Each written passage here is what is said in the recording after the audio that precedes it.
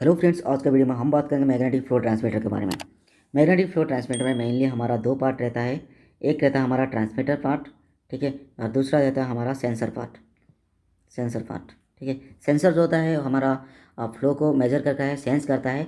और जो हमारा ट्रांसमीटर रहता है, ये वाला ट्रांसमीटर क्या करता है, वो जो सिग्नल आएगा सेंसर से, उस सिग्नल को ये मिलियम्स में कन्वर्ट करेगा। कन्वर्ट करके ये हमारा डीसीएस या पीएलसी को प्रोवाइड करेगा, जिसके थ्रू हम किसी भी मैग्नेटिक फ्लो ट्रांसमीटर का कितना फ्लो जा रहा है उसका जान पाएंगे, ठीक है। तो इस जो मैग्नेटिक फ्लो ट्रांसमीटर के बारे में बात करें, यहाँ पर हम बात करेंगे। पहला चीज़ होता है मैग्नेटिक फ्लो ट्रांसमीटर क्या होता है, वो चीज़ के बारे में बात करेंगे। दूसरा चीज़ बताएंगे कि उसका जो वर्किंग प्रिंसिपल रहता है वो क्या रहता है। और तीसरा बात उसके बाद बात करेंगे हमारा उसका जो वर्किंग के बारे में। और उसके बाद लास्ट में हम बात करें ये जो मैग्नेटिक फील्ड फ्लो ट्रांसमीटर रहता है, इसको हम फील्ड में इंस्टॉल करेंगे तो उसके लिए क्या क्या क्राइटेरिया रहता है, वो सारे रूल के बारे में बात करेंगे। तो चलिए पहले हम बात करते हैं जो मैग्नेटिक फ्लो ट्रांसमीटर रहता है वो एक्चुअली क्या होता है। A magnetic flow meter is an instrument which uses a magnetic field to measure the volume fluid which is flowing through a pipe in a set period of time। मतलब जो magnetic flow transmitter जो होता है, जो या metre जो होता है, ये क्या ना एक इंस्ट्रूमेंट होता है जो कि हमारा मैग्नेटिक फील्ड को यूज़ करता है हमारा किसी भी पाइप का अंदर जो हमारा फ्लूइड का जो वॉल्यूम फ्लो होता है उसको मेजर करने के लिए ही इसको यूज़ किया जाता है, जो मैग्नेटिक फ्लो ट्रांसमीटर को। ये it can be use to measure the flow rate of only conductive fluid. मतलब ये जो मैग्नेटिक फ्लो ट्रांसमीटर रहता है ये सिर्फ कंडक्टिविटी फ्लूइड का ही फ्लो को मेजर कर सकता है। क्यों, उसके बारे में आगे बात करेंगे। अभी बात करेंगे ऑपरेटिंग प्रिंसिपल के बारे में। इसका जो प्रिंसिपल रहता है क्या रहता है, the operational of magnetic flow meter is based on the Faraday's law of induction. मतलब इसका जो ऑपरेशन रहता है वो हमारा बेस्ड रहता है magnetic Faraday's law of electromagnetic induction या ऑफ इंडक्शन के बारे में, ठीक है। तो फैराडेस लॉ क्या बोलते हैं, Faraday's law of induction state that the voltage induced across any conductor as it moves at right angle through a magnetic field is proportional to the velocity of the conductor. इसका मतलब आपको पता होगा कि हमारा जो फैराडेस लॉ रहता है वो मेनली कैसे रहता है।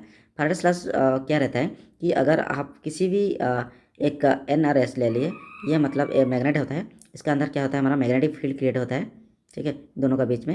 अगर इसका बीच में अगर कोई भी एक कंडक्टर का अगर फ्लो रखेंगे तो ये क्या करेगा, ये कंडक्टर मैग्नेटिक फील्ड जो चलता रहता है यहाँ पर उसको कट करेगा, जिसका थ्रू क्या होगा, इस कंडक्टर का अंदर हमारा क्या होगा, कुछ EMF या वोल्टेज इसके अंदर फ्लो करेगा या प्रोड्यूस होगा या इंडक्शन होगा, ठीक है। ये रहता है। इसी वजह से ही मैं जो बोल रहा था मैग्नेटिक फ्लो ट्रांसमीटर जो मैंने पहले से बताया था कि ये सिर्फ कंडक्टिविटी फ्लूइड को ही मेजर कर सकता है। क्यों, क्योंकि यहाँ पर मैग्नेटिक फील्ड रहता है, जो कंडक्टिविटी फ्लूइड रहता है ना, वो मेनली वहाँ पर इलेक्ट्रिकली कंडक्टर का काम करता है, ठीक है। एज ए कंडक्टर काम करता है फ्लूइड, जो कि इसका जो मैग्नेटिक फील्ड के अंदर आता है तभी उसका क्या करता है, हमारा फ्लो को मेजर करता है और हमको बताता है। लेकिन उस जगह पर अगर हमारा DM वाटर रह जाएगा, ठीक है, तो DM वाटर के अंदर कोई कंडक्टिविटी पार्ट नहीं रहता है, जिसकी वजह से ये मैग्नेटिक फील्ड जो फ्लो होता है ना उसके अंदर वो कट नहीं कर पाता है, जिसकी वजह से यहाँ पर कोई भी वोल्टेज सोर्स मतलब जो इंड्यूस नहीं होता है EMF, जिसकी वजह से हमारा जो DM वाटर को कितना भी फ्लो करेगा उसका फ्लो मेजर नहीं कर पाता है। तो जो मैग्नेटिक फ्लो ट्रांसमीटर रहता है या मीटर रहता है उसके अंदर हम सिर्फ एक कंडक्टिविटी फ्लूइड रहेगा और कंडक्टिविटी फ्लूइड ही फ्लो करेगा तभी उसका फ्लो को मेजर कर पाएगा। तो वहाँ पर जो कंडक्टिविटी फ्लो रहेगा ना, फ्लूइड रहेगा, वो एक कंडक्टर का एक्ट करेगा, ठीक है, वो कंडक्टर का जैसा एक्ट करता है। यहाँ पर जो ई होता है हमारा इंड्यूस्ड वोल्टेज और बी होता है क्या रहता है हमारा वेलोसिटी रहता है जो, ठीक है। तो यहाँ पर क्या रहेगा, अगर हमारा ई मतलब इंड्यूस्ड वोल्टेज को बढ़ाना है तो हमारा फ्लो बढ़ना चाहिए, फ्लो बढ़ेगा तो ये वोल्टेज बढ़ेगा और वहाँ पर हमारा मेजरमेंट हो पाएगा। According to the Faraday's law, when a conductivity fluid flow through a magnetic field, it generate voltage, जो पहले से ही मैं बता दिया था, ठीक है। तो अभी फिर से बताता हूँ। यहाँ पर देखिए दो NRS दो कॉइल है जिसमें मैग्नेटिक फील्ड प्रोड्यूस होता है, जो आप देख पा रहे हैं यहाँ पर मैग्नेटिक फील्ड यहाँ से प्रोड्यूस हो रहा है, ठीक है। मैग्नेटिक फील्ड जो प्रोड्यूस हो रहा है यहाँ पर, ये जो देख पा रहे हैं फ्लूइड फ्लो हो रहा है, ये जो मैं पहले से बता दिया था कि जो फ्लूइड होता है ना, ये कंडक्टिविटी फ्लूइड होता है, जो कि इसका अंदर अगर फ्लो होगा तो ये मैग्नेटिक फील्ड जो होता है ना उसको कट करता है। मैग्नेटिक फील्ड को अगर ये कट करेगा तो यहाँ पर क्या करेगा, कुछ वोल्टेज जनरेट हो जाएगा, जैसे मैं बताया था जनरेट वोल्टेज। तो जो जनरेट होगा वोल्टेज उसी की मेजर करके हम यहाँ पर कितना फ्लो जा रहा है उसको पता चल जाएंगे। यहाँ पर देख पा रहे हैं E equal to K multiplication B multiplication B multiplication D।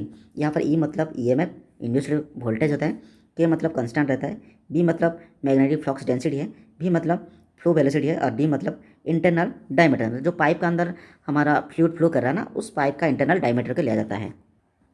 अभी उसका वर्किंग और इंस्टॉलेशन पहले से ही बता दिया था कि आपको जो बताया था।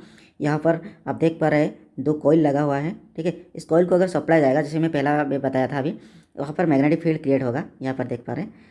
और यहाँ से जब फ्लो जाएगा ना कंडक्टिविटी फ्लूइड वाला, तो ये जो फ्लो रहेगा, ये जो मैग्नेटिक फील्ड यहाँ पर क्रिएट कर रहा है ना, उसको कट करेगा, कट करके कुछ EMF प्रोड्यूस करेगा, ठीक है। जो EMF को ही हमारा कलेक्ट करने के लिए हमारा 2 इलेक्ट्रोड दोनों साइड लगा हुआ है, ठीक है। और यहाँ पर ये देख पा रहे हैं, ये जो भी EMF प्रोड्यूस होगा उसको शो करेगा, और ये EMF को ही यहाँ से कितना फ्लो जा रहा है वहाँ पर हम मेजर करके पता चल जाएगा, ठीक है। उसके बाद यहाँ पर ट्रांसमीटर लगेगा, ट्रांसमीटर जो होगा ना, यहाँ पर EMF को मिलियम्स में कन्वर्ट करके हमारा PLC और DCS को ये शो करेगा। ये था इसका वर्किंग। अभी हम इसका इंस्टॉलेशन के बारे में भी थोड़ा जान लेते हैं। पहला T shaped pipe. T shaped pipe के अंदर क्या करेंगे, हमारा अगर पीप में जो पाइप रहता है वहाँ पर कुछ अगर टी शेप के ऊपर लगाना पड़ेगा, ठीक है। तो उस केस में क्या करें, जो हमारा ट्रांसमीटर रहेगा उस ट्रांसमीटर का क्या करेंगे 5D मतलब क्या होता है ना, यह पाइप का डायमीटर जितना होता है, एक पाइप का अंदर का जो होता है ना उसको बोलते हैं हमारा D, ठीक है। उसका जो डायमीटर रहता है, जितना डायमीटर रहेगा उसका 5 गुना दूरी से ही हम अगर टी शेप का कुछ लगा पाएंगे, ठीक है। वैसे ही अगर आप कुछ एल्बो लगाना चाहेंगे 90 एंगल में, ठीक है, तो वही केस में भी आपका 5D को मेंटेन करना पड़ेगा, जो कि हमारा पाइप का डायमीटर का 5 गुना ज़्यादा पहले से ही, अपस्ट्रीम से पहले ही हम उसको लगाना पड़ेगा। अगर आप पाइप को एक्सपेंशन करना चाहेंगे या उसको रेड्यूस करना चाहेंगे, अगर कुछ रेड्यूसर अगर यहाँ पर लगाना चाहेंगे, तो पहले से मतलब जो इनलेट अपस्ट्रीम साइड में, तो आपको 10D को मेंटेन करेगा। मतलब इसका पाइप का डायमीटर जितना है उसका अपस्ट्रीम साइड से 10D मतलब 10 गुना पीछे से ही आप उसका कोई रेड्यूसर लगा सकते हैं। अब अगर पाइप का आप अपस्ट्रीम में कोई वाल्व लगाना चाहेंगे, तो वाल्व को आपको भी वही 10D को मेंटेन करना पड़ेगा। मतलब पाइप का 10 गुना पीछे से ही आप कोई वाल्व को लगा पाएंगे। अगर आपको अपस्ट्रीम और डाउनस्ट्रीम दोनों साइड में अगर दोनों फुल ओपन वाला वाल्व लगाना चाहेंगे, तो आपको क्या करना है 5D मेंटेन करेगा अपस्ट्रीम में, और डाउनस्ट्रीम में आपको 2D को मेंटेन करेगा। मतलब 2 गुना डाया का 2 गुना में आप लगाएंगे डाउनस्ट्रीम में, और 5D में मतलब 5 गुना पीछे लगाएंगे आपका अपस्ट्रीम में। अगर आपका ट्रांसमीटर के साइड में आपको इंडिंग करना है पाइप को, तो आप इस केस में इसे डायरेक्ट इंडिंग नहीं कर पाएंगे, ठीक है। तो उसे अगर डायरेक्ट इंडिंग करेंगे तो हमारा वैल्यू शो नहीं करेगा। अब डायरेक्ट इंडिंग करने के लिए एक L शेप लगाना पड़ेगा, उसके बाद एक U शेप लगाना पड़ेगा, और उसके बाद स्ट्रेट शेप लगा के ही उसको आप इंडिंग करेंगे। अब किसी भी पाइप का अंदर आप 4 ट्रांसमीटर नहीं लगा पाएंगे, ठीक है। अगर ऐसे लगाएंगे ठीक है, ऐसे लगाएंगे ठीक है, लगा सकते हैं, लेकिन ऐसे इस टाइप का अपस्ट्रीम में मतलब ऊपर साइड में नहीं लगा पाएंगे, और स्ट्रेट डाउन होने वाला नहीं लगा पाएंगे। इससे पहले ही मैं बताया था, आप अपस्ट्रीम में नहीं लगाए हुए, मतलब ऑफ साइड में नहीं लगाए, डाउन साइड में लगा सकते हैं। उसी केस में आपका 5D को यहाँ पर मेंटेन करना पड़ेगा। इसका क्या बोलते हैं इसको अपस्ट्रीम में, और डाउन स्ट्रीम जो होता है उसको 3D में आपको मेंटेन करना पड़ेगा, ठीक है। देख पा रहे हैं, तो इसी केस में आप ऐसे ही लगा सकते हैं, मतलब डाउन साइड लगा सकते हैं। आप कभी भी इसको ऑफ साइड नहीं कर पाएंगे, ये ऑफ साइड में आप नहीं लगा पाएंगे। आप हर वक्त ट्रांसमीटर को ऐसे डाउन साइड ही लगाएंगे, ठीक है। ये था आज का पूरा टॉपिक, जिसमें हम मैग्नेटिक फ्लो ट्रांसमीटर के बारे में जान पाए हैं। अगर मेरा वीडियो आपको अच्छा लगा तो लाइक कीजिए, शेयर कीजिए, सब्सक्राइब सब कीजिए।